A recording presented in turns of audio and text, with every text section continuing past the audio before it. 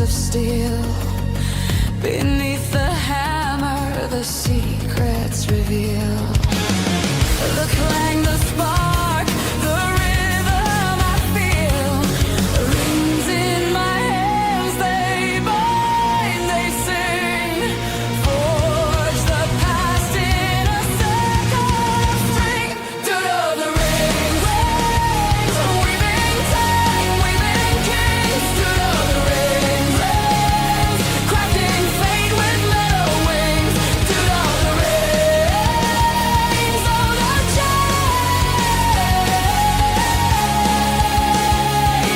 the lore it brings.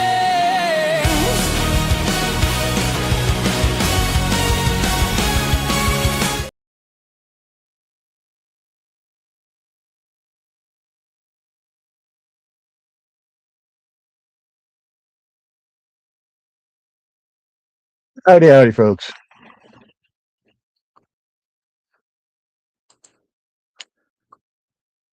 All right, let me try to be smarter than my technology here.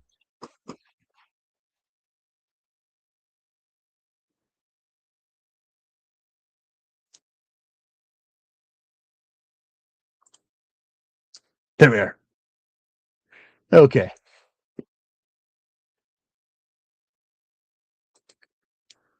All right, and that's where the echo is coming from. I am good. Hello. Welcome to Due to the Rings. My name is Rich Asplund, Ring Dude Rich, here to do some chainmail for a little bit, zen out, and work on some projects, and figured go ahead and finally get some more time done on my streaming. So here we go.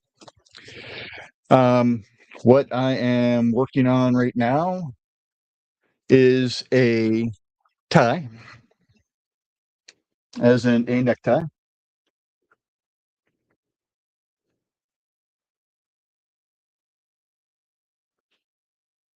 Um, it's going to be in aluminum, and it is going to be 18 gauge.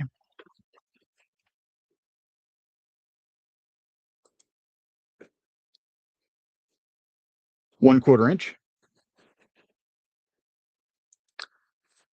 and European 4-in-1.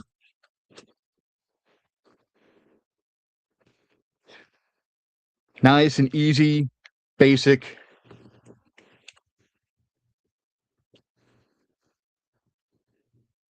Little project to just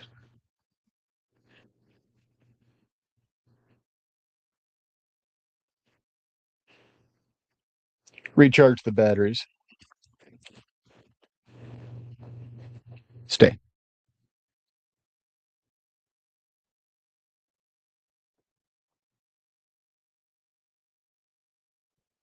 So, I guess what I should do is play a little bit of bed music.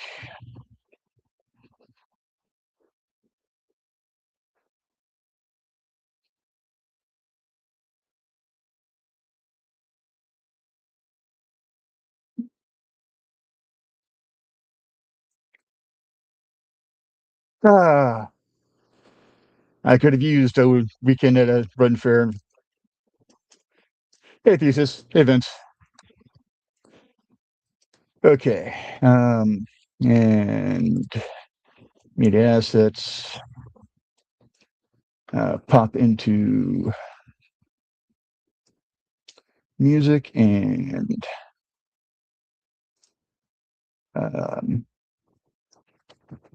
let us go with. Oh, are you working on something? I am streaming. What do you want? It can be told later. All right.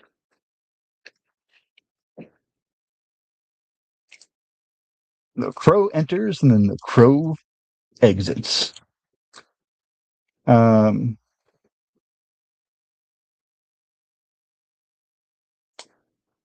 Let's go with never bank on a learning curve, and let's go ahead and take that down to about there so it's some nice bed music and not overpowering what I'm saying.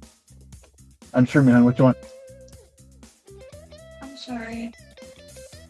What are you doing? I'm on camera doing chainmail. I love you. It's all right. My lovely wife.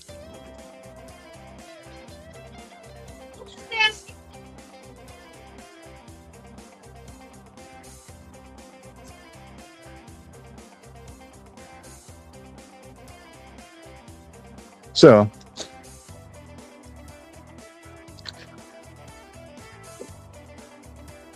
the biggest part of any chainmail, or the biggest pain in the butt part of any chainmail project, is generally the first couple of rows. Getting it to lay the way that you want. You know,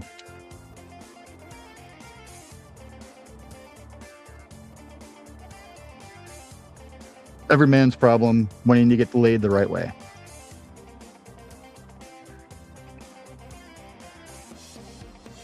Yeah, what? A whole 7 minutes into the stream and I'm already making green room jokes. This will be an interesting night. So, changed my desk setup here a little bit from what I was doing with indie CD creators at Play. So instead of everything being flat on my desk, I actually built a small platform so that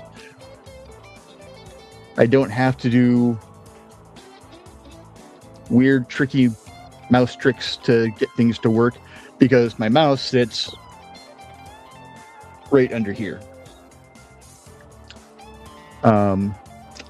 Worked pretty decent so far. Originally, it was just going to be something to set my keyboard up on so that I had more room to work. And then I realized this brings it up a little bit. It gives me an area to make sure I keep my hands within. You know, it helps if you only add the correct number of rings, Rich. Did I forget to add a ring?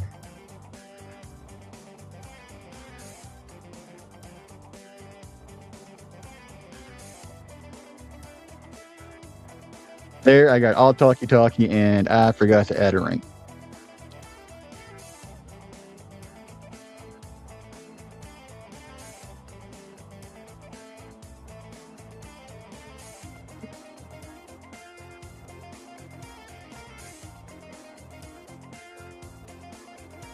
But got into chainmail because I thought it looked cool. And no, that joined in the wrong place.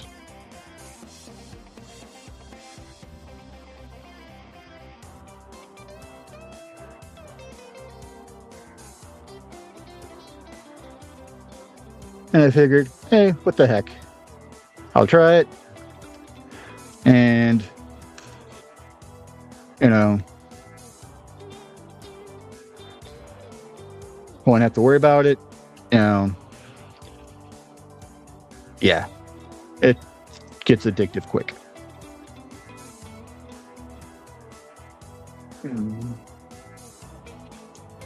So, had a doctor's visit today. Don't know if you can see the yellowing. It's mellowed out, mellow yellow. It's mellowed out much since it actually happened earlier. But went to the eye doctor because I'm a diabetic, and because of diabetic issues, I had to get stabbed in the eye regularly. because of issues with my brakes, I couldn't get stabbed in the eye like I was supposed to. So it's been a couple of months since I should have been stabbed in the eye. Get to the doctor, and they do all the little tests that they have to do. And then one of the tests is they take pictures of my eye, then they put ink in my veins. But it, son of a gun, I forgot to add in a ring. But I know where that ring's supposed to go, so we're not having as big of an issue this time.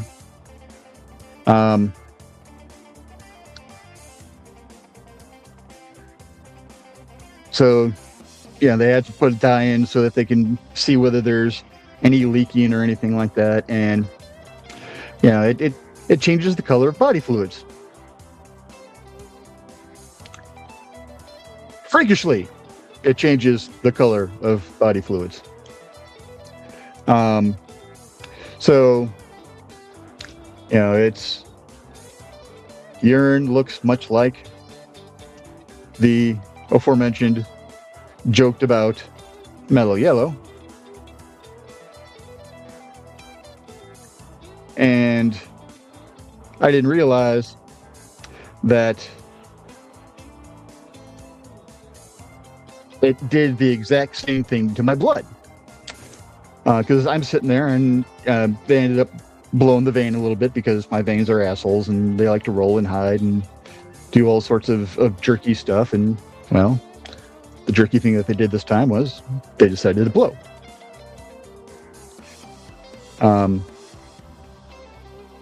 And so after I took the bandage off, because they put it in through a little IV thing, and then they put the little bandage on, so I didn't see, the site.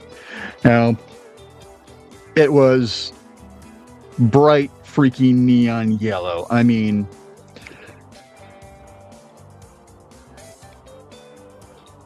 Wild Bill could have cut that patch out and used it as part of a high-vis vest for his next project. Sorry, Silence of the Lambs joke.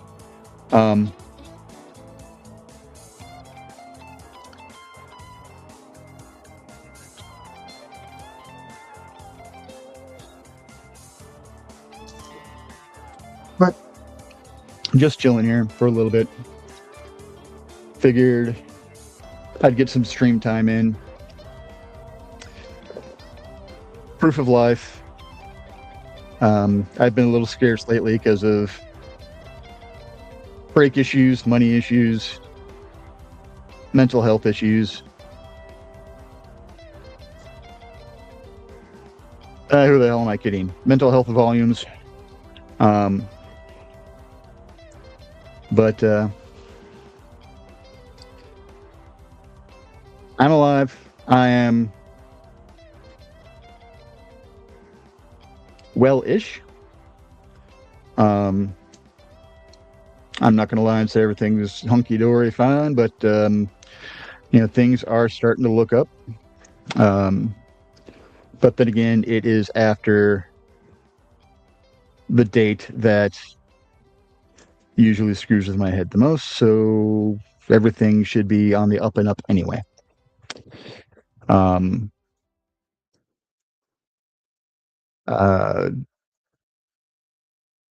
Mid-April through early June, I have issues.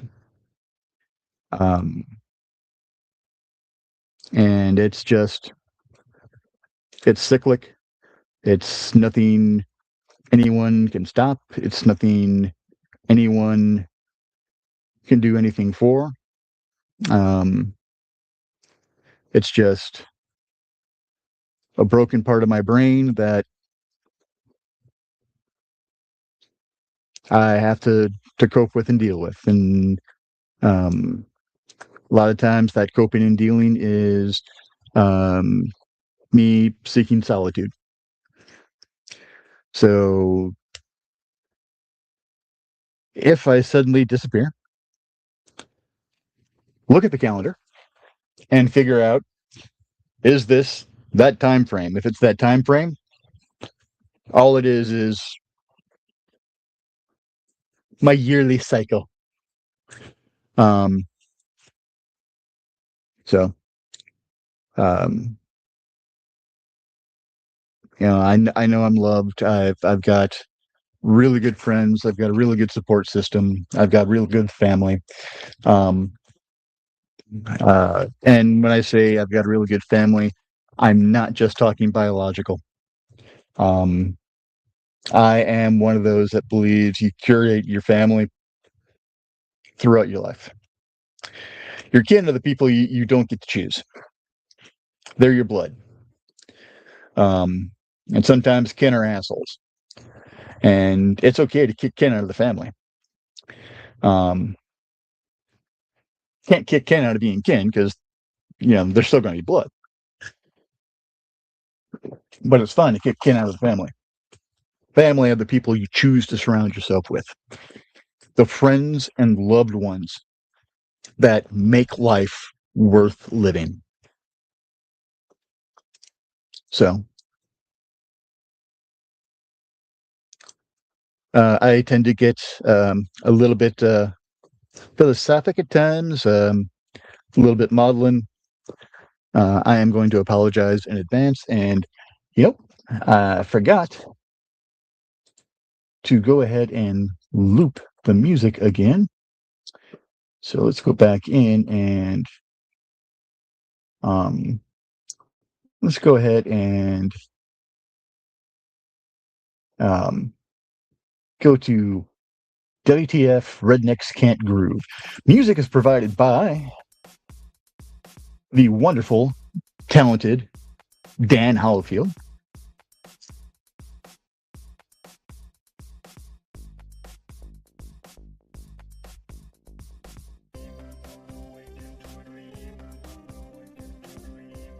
First Friday of the month, go to Bandcamp and check out his stuff and see if there's anything that you would like to buy. If you purchase on the first Friday of the month, the creators get 100% of the proceeds. So that is the best time of the month to go ahead and purchase from Bandcamp for your friends who are having stuff on Bandcamp. Yeah, he's a great, talented man. He ran the webzine Aphelion. It's on extended hiatus, but it is a short fiction platform for authors that are looking for an alternative place to be published. Submissions are currently closed right now while everything is on hiatus till he figures out what he wants to do going forward.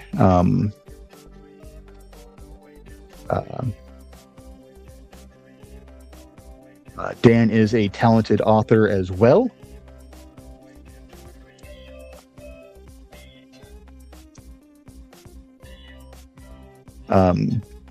And at some point in time, I will probably play an ad for some of his books, as well as some of my other friends, their books and media, and where you can catch their coolness on the web. Now, as you can see across the bottom, this show is brought to you in part by indiecd.org. It's an ORG because it's too much fun to be a .com. But anyways, Joe Bachman started indiecd.org. I have joined him as a partner in that endeavor. And what we seek to do is we seek to connect creatives with other creatives who need to swap things around a bit. a writer who wants to work on a comic but needs an artist who needs a writer for a comic, writer who needs someone to do editing or a book cover. There's people making jewelry. There's people making chainmail. There's crocheters. There's candle makers. There's all sorts of goodness there. Go check it out. And if you're a creator, it's definitely a place to look out for, because we can go ahead and try to boost your signal, get you a little bit more bandwidth out there in the world, so that more people can see the cool shit that you can do. And that's one of the things that we really champion is, it's, Joe and I don't make anything really off of indiecd.org. We do it because we love creatives, and we want to see creatives continue to create in a space that seems to get more and more hostile to creatives, especially in the world of AI. It's just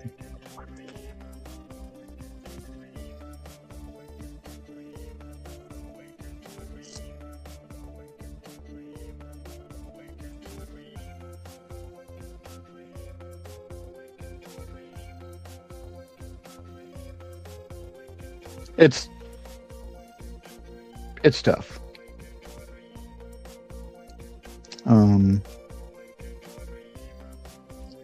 Well, crap. That's why. It felt weird because I was working on the backside. Take that off.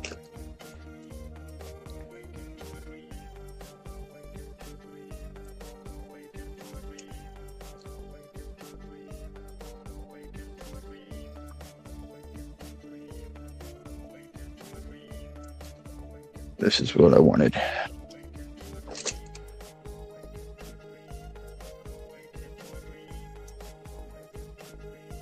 If you're not paying attention with chainmail, it is really easy to weave something backwards or do a weave and connect the wrong set of rings and stuff like that. So it's always good to every so often lay out your piece, take a look at your piece, and make sure that everything is still following the desired pattern. Now, notice I didn't say make sure everything's going the same way, because the pattern you're working on, things might not go the same way because the pattern is not set up for it to go that way.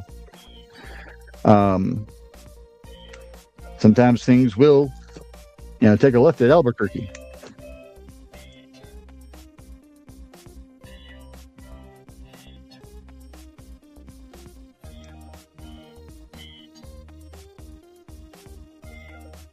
But I'm probably not going to go too long tonight. I'm probably just going to go for a little bit longer, just to get back in the saddle, get myself used to doing stuff on my own and not just waiting for the entire gang to do a Indie CD Creators that Play. I love doing the Indie CD Creators that Play.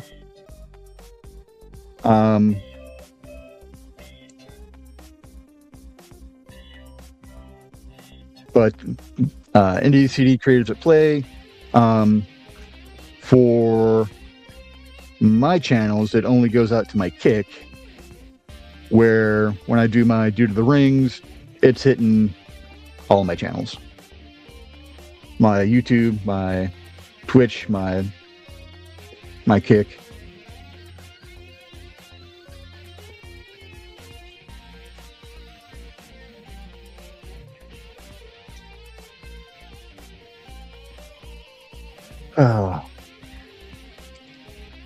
So,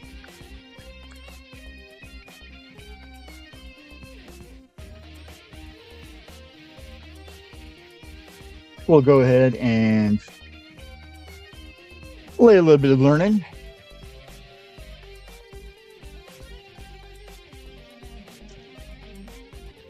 Nope, that's not what I wanted to do. Bad computer. Yep, okay, I guess. So,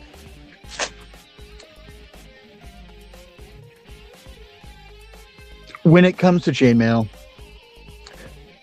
to work with chainmail, you really technically only need one thing.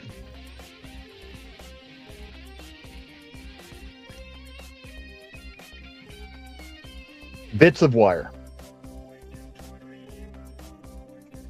So what I do is called butted chain.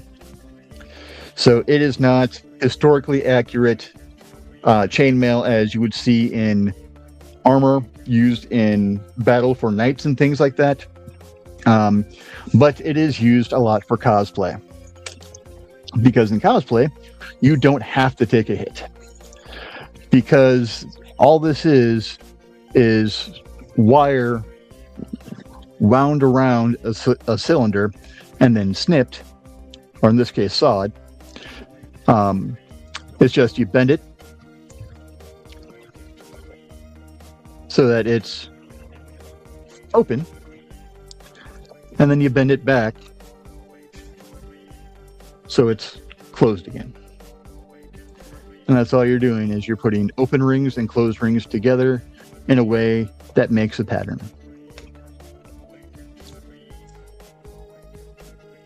When it comes to your rings, there's going to be a couple things that you're going to pay attention to.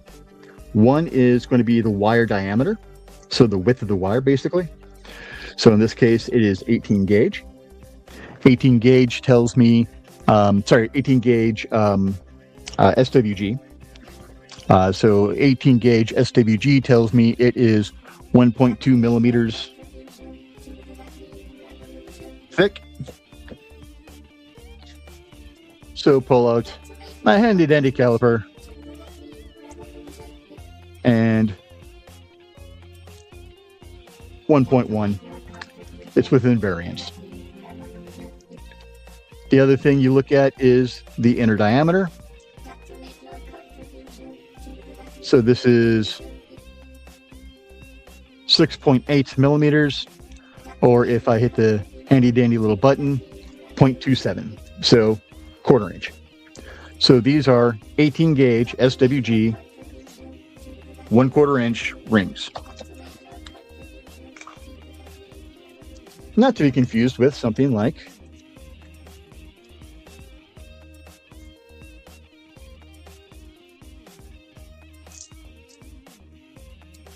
these, which are 20 gauge AWG 3/16. So it's a 3/16 inner diameter.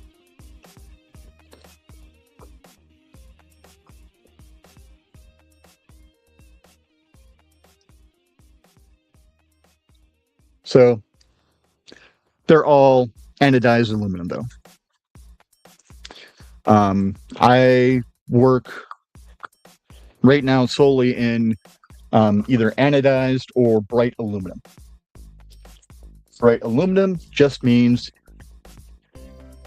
it's regular aluminum, all shined up, nice and pretty. So silver looking aluminum. I don't work in precious metals because I'm too poor to purchase enough of the precious metals to make something that I would be proud of. But part of that is also my imposter syndrome, so that's neither here nor there. I make all sorts of goofy little things. What else do I have around here? So The weave I tend to do most often, well, used to be most often. Now it's European 4-in-1 that I do most often. But before that was Persian, full Persian 6-in-1, which has this nice layered, beautiful design. And the rings are opening in a V on the rings above it, so everything's opening up in one direction, and then looking at it from the other side, everything is decreasing. So it's a very beautiful weave to look at. I'm not wearing them now, but I know I have them around here somewhere. Ah, yes. So what I do a lot is Celtic crosses.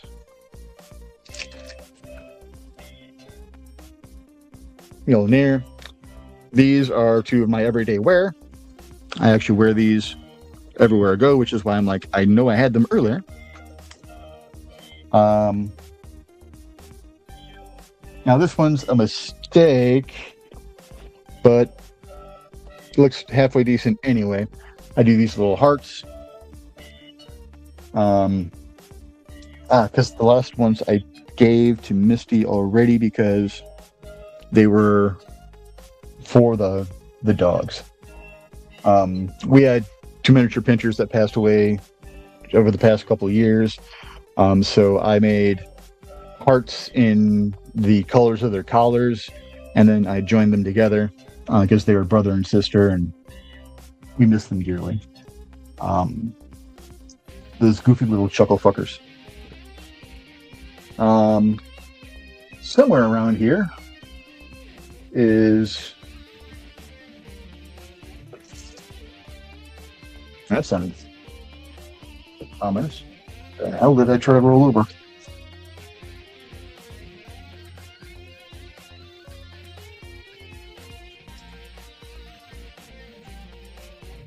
Oh. The wonderful world of being a pack rat.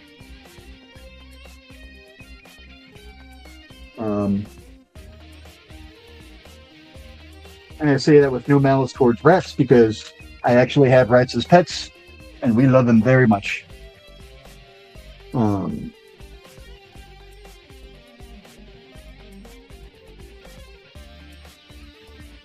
around here is the beginning to a 4th Doctor scarf that I am working on. You can see some pictures of that on my Instagram.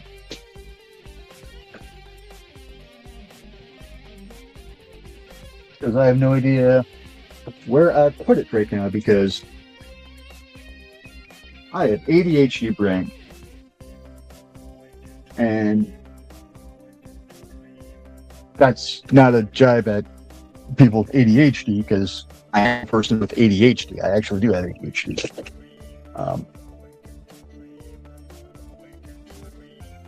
I would like to know what the heck I did with that scarf, though. It bothered me all night. Found it! Haha! My medicine tried to hide it.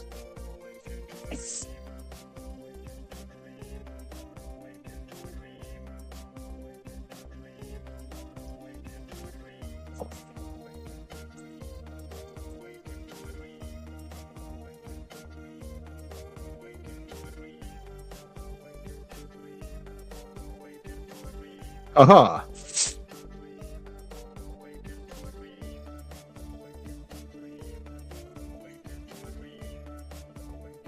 Somewhere around here, I have a couple of ties that I've finished as well.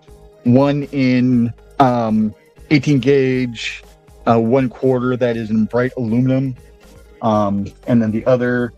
Oh, here they are.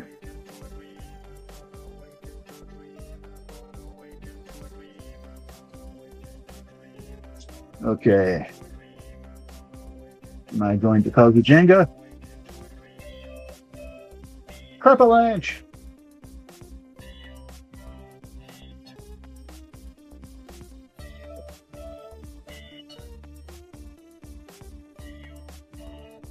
So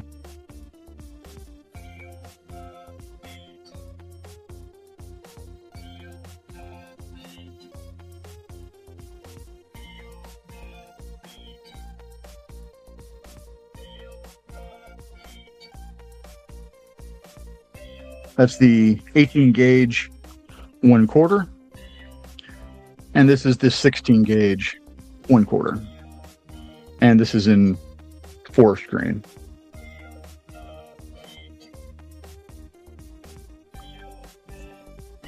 Now, these ties are not a task for the faint of heart to take on.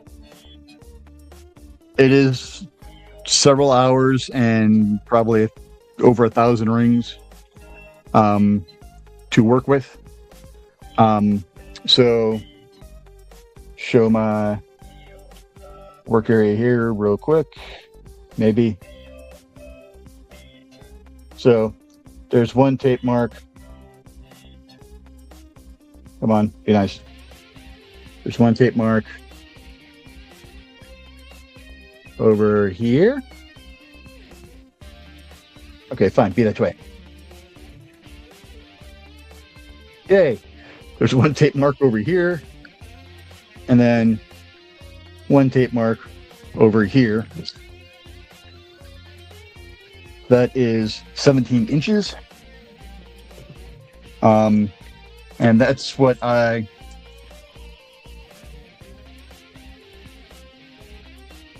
basically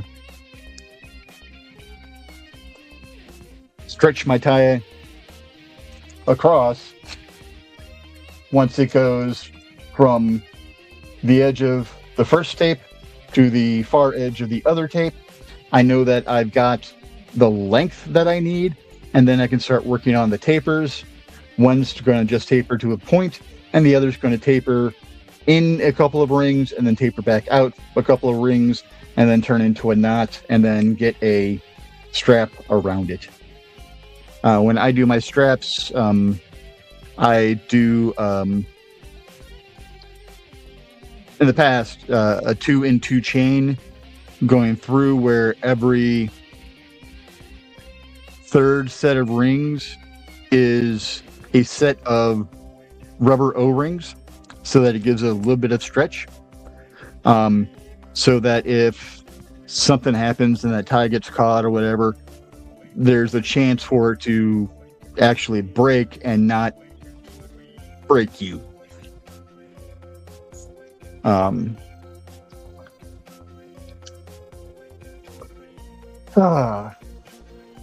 But if your wire's thin enough, pardon me, if your wire's thin enough, you could actually just work it with your fingernails and fingers. On a good hand day, I can do it with 18 gauge 1/4. Yeah, there it is, open. And then when I'm going to close it, just close it up like that. Because again, it's just butted mail.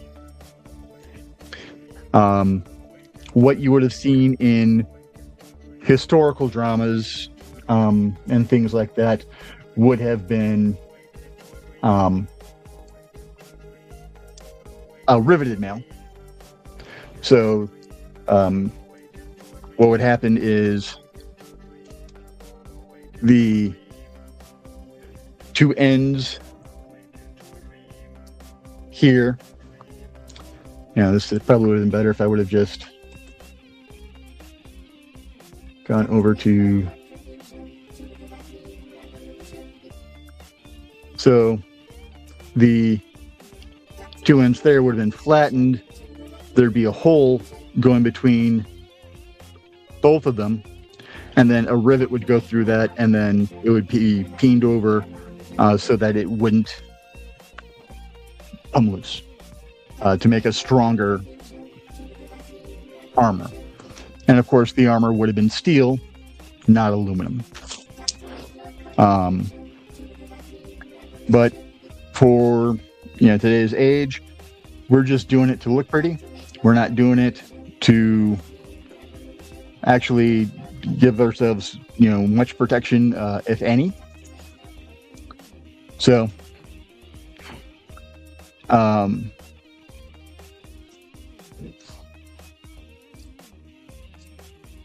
traditionally, the easiest way to work chainmail is with a set of chainmail pliers, or just make sure that it's any smooth jaw so that the inside doesn't have the teeth and ridges, because that will bite into and mar up the metal of the rings.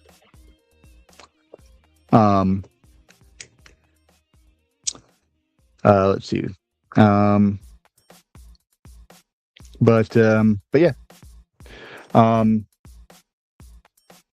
Have a pattern, have your rings, have your pliers, opposable thumbs, you're good to go.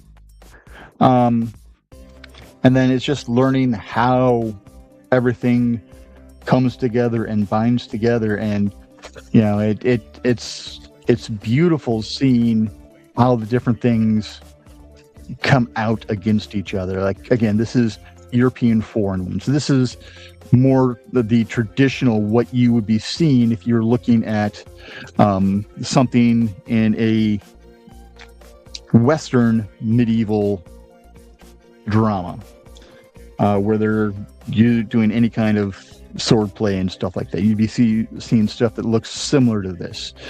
You might see kinged version of European, which just basically doubles everything. So it would be 8 and 2. There's a European 6-in-1 that I haven't mucked with yet. There's all sorts of really beautiful and interesting weaves out there. And there's so many things that you can do with them. You can turn something like this into a bracelet. In fact, I had someone when I was working at my previous law firm that requested one just a little bit slimmer than this that would fit right around her wrist, and she decided to keep it as a bracelet. Luckily, I actually had a project that I was just starting, and so I was able to go ahead and just do some quick modifications and get that sold over to her. And she loved it.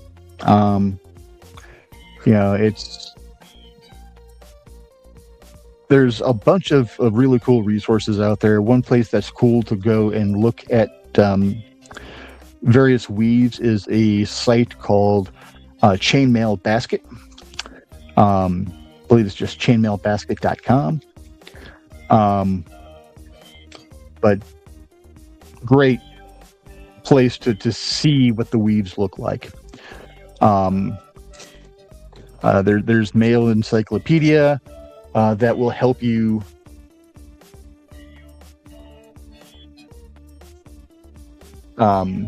learning how to weave certain weaves, because certain weaves can be tricky. So Persian 6-in-1, when you're just learning it, can be a little bit of a pain in the butt, because the way that it goes, it's your first couple of units are a pain, and then after that it's just a breeze, because it's just simple follow a pattern, and it's very soothing for my flavor of ADHD and neurodivergence. It helps me hyper focus on it and just tune everything out and just kind of zen and make the world a better place. After you learn how to do, Persian, 6-in-1, you can learn how to do something called a split, which basically you start off doing the Persian chain normally, and then you double it in one place and just send them going off in different directions, which is what this heart is based off of. Now, again, this is kind of a goofy looking version of the heart. I have much better ones in the house, other places. I've got one hanging from my wife's rear view mirror. I will, how to speak here eventually. It's not like I do it for a living. Spoiler alert, I do it for a living. Most of my materials are purchased through one of two vendors. I either go through the Ring Lord out of Canada, or Chainmail Joe. I believe he is in Minnesota.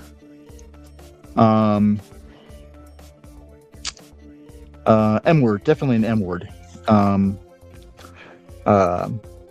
But both of those places are able to get me stuff very quickly, and the shipping charges are not horrible. I've also got stuff from Metal Designs before. I've gotten stuff from We've Got Mail, West Coast Chainmail, all great suppliers. But again, the main two I go through are Chainmail Joe and the Ring Lord. I used to go through a place in Arizona called American Chainmail, but I have not got much back from them recently, so I do not know if they are still in business.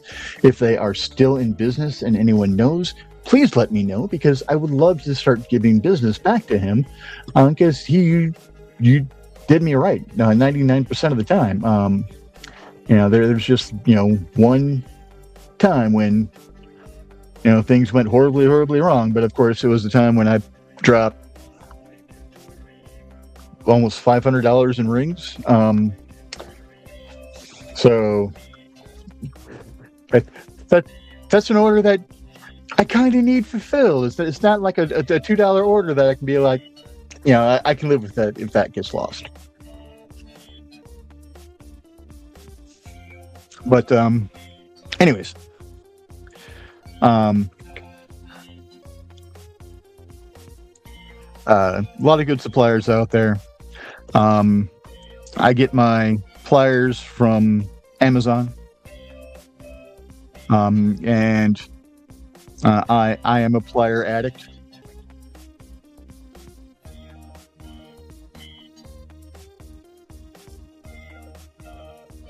You can endoscopy.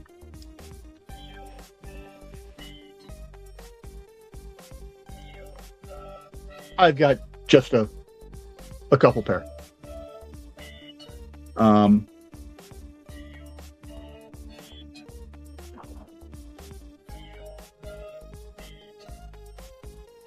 I've been doing chainmail off and on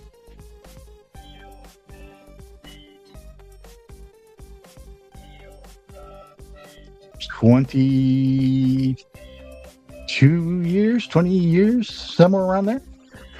A lot of off, a little bit of on. I've been doing it pretty solid for the past probably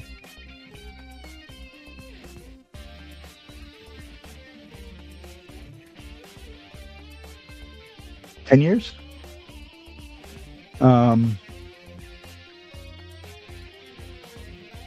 Maybe a little longer than that.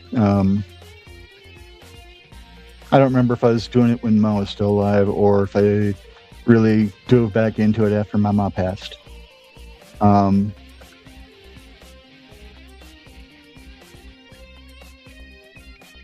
Anyways, but again, it's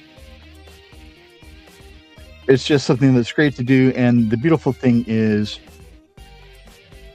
while you're working with it, it is a fidget toy.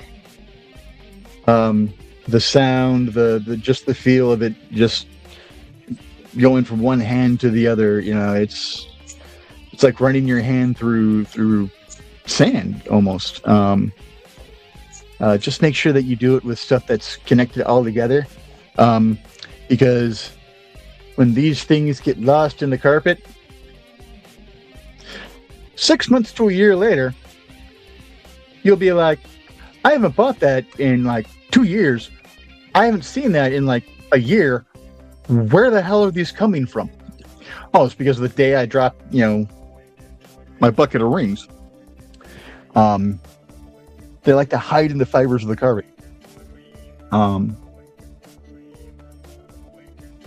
But it's fun. I use a variety of storage things.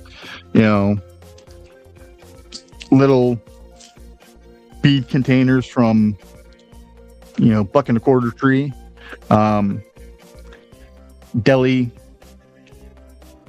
containers and lids from Amazon.com. And what I tend to like to do is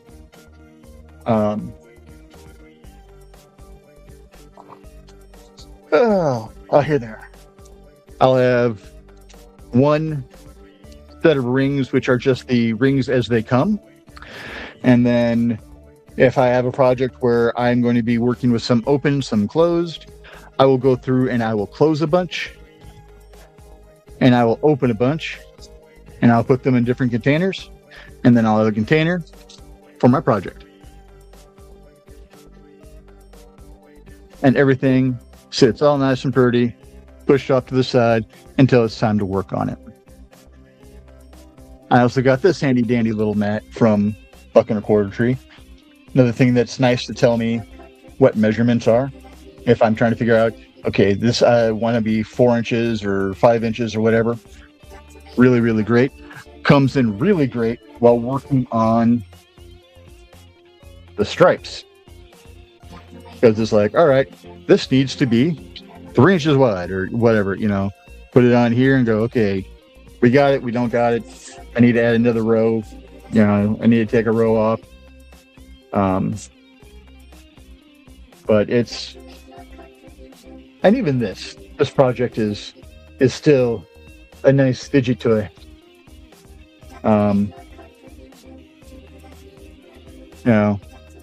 This is 1/4 of the way done. So I still have 3/4 of the thing to go. And it's taken me months to get this far, but we will also, go in there and say, actually, it's taking me more months. It's taking me almost a year at this point to get this far. But most of that growth has been in the past few months. Through just, health issues and things like that, just got me behind. Issues with my hands, looking for a new job, bunch of stuff like that. Just kind of put a damper on me actually working on mail, and then started working on mail a lot more last summer. That's actually what got me into doing this project, period. And finally, going out and dropping the 500 and some odd bucks to get all the rings for this.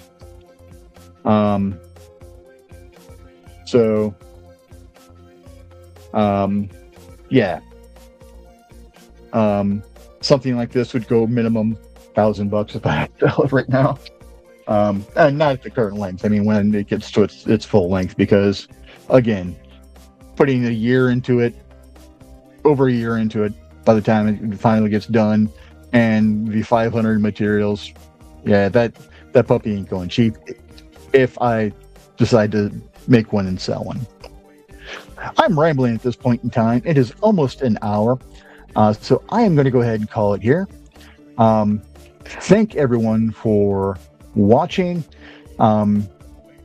Before I go, I am going to go ahead and see if I have a few ads to play for my friends. I know I do if I change.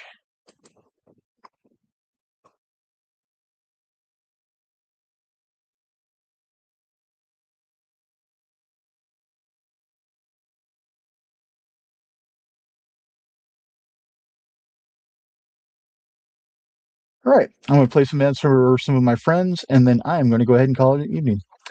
I love you all. I will be back in a couple of minutes after I play some ads. Enjoy, my friends. In the early days of the Korean War, an underage boy ran away from his family's farm in West Virginia to join the Army. He quickly transferred to the Air Corps and became a fighter pilot. Somehow, he became useful to several alphabet agencies, so he was recruited to help them during the Cold War. Eventually, he got tired of being a spy and tried to retire. Fate had other ideas. These are some of the early adventures of Captain Tom Darby of the U.S. Army Air Corps. From before that fateful night, he rode his motorcycle around a curve too fast on a back road in rural Georgia and accidentally began a new life entirely. Welcome, friends. I'm Lloyd at Thesis, and this is my TMs. Come join me every Saturday at 5:30 p.m. Mountain Time as we discuss Chinese culture, history, philosophy, and of course, martial arts.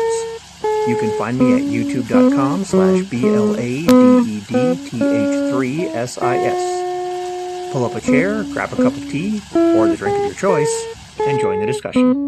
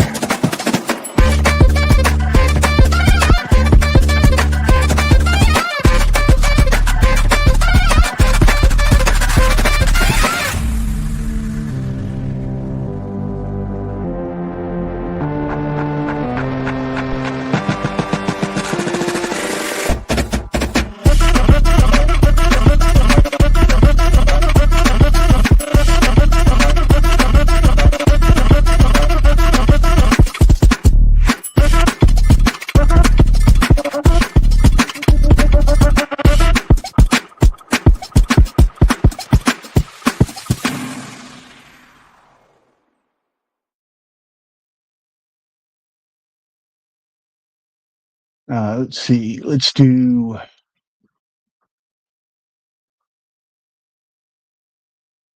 two more.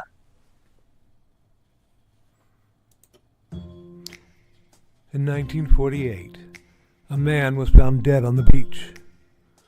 But he hadn't just washed up. Oh no, he was very nicely propped up against the seawall, very well dressed. But there were no labels in his clothes. They had all been cut out. Very mysterious, the police thought. And then they found, rolled up in his pocket, a piece of paper from a novel that said Tamam Shud.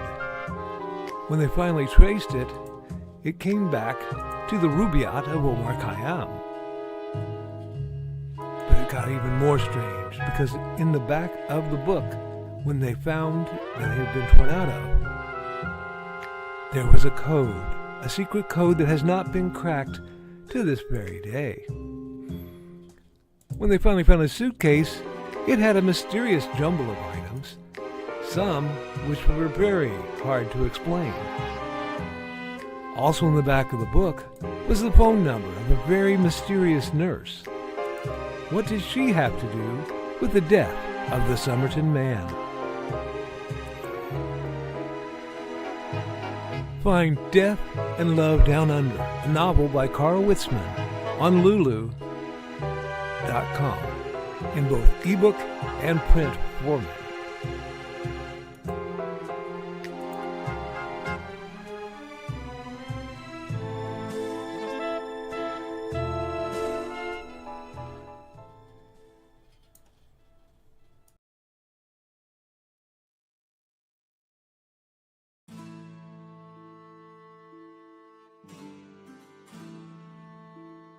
From the moment Security Chief Michael Facino heard her lilting voice, he was smitten with the Irish lady in distress. But what's invaded his home station at Caladar? And what's that Irish voice doing in his head?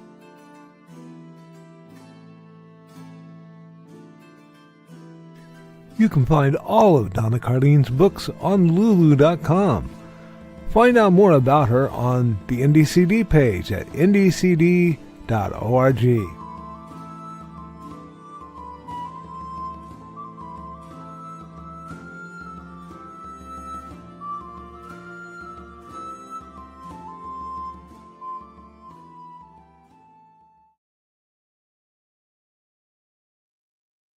Right, and with that, it is time to go ahead and call it an evening. Thanks for joining, or if you watch it later, thanks for watching. Have a spectacular rest of whatever it is, day, evening, night. Just have a good one. I wish you nothing but hope, laughter, and light. Be good to each other. Make the world a better place. Let's build each other up, not tear each other down.